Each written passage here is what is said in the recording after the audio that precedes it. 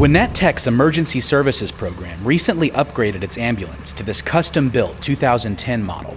It's the same one used by Atlanta's Grady Hospital, and GTC faculty members say it has everything needed to prepare students for the fast-paced world of first responders.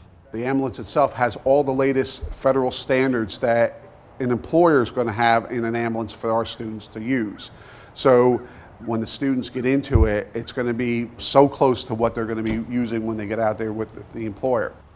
4 people can work comfortably in the back of the ambulance, whereas before we were limited on space. We have much more space, and that provides more adequate learning time for our students under driving conditions. All right, looking good.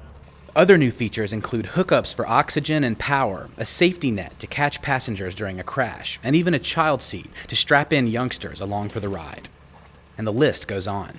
The older style ambulances, you couldn't really see really well in the back because it was fluorescent lights. These are all LED lights.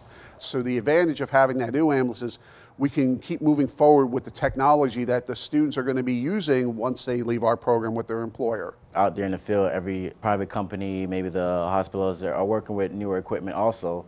So having that right there, it's not going to be a step off. It's going to be like an even slate when you're out there in the field. By having the most up-to-date equipment, when they do get their job, they're prepared, and at least they've seen it, they're ready, and they're knowledgeable of how it works. They've used the stretchers, they've worked in the back of a moving ambulance. It kind of brings the real life into the classroom, and that's what we're about as far as the educational part of it. We're here to learn, and the professor here to teach us, make sure we're out there in the field and we're ready when we get out there. Wright says he's confident the hands-on training he's received in the ambulance will help him make a difference on the job. I could be saving a life, and that's something that means a lot. Reporting from Gwinnett Tech's Emergency Services program, I'm Noel Brown for GTC TV News.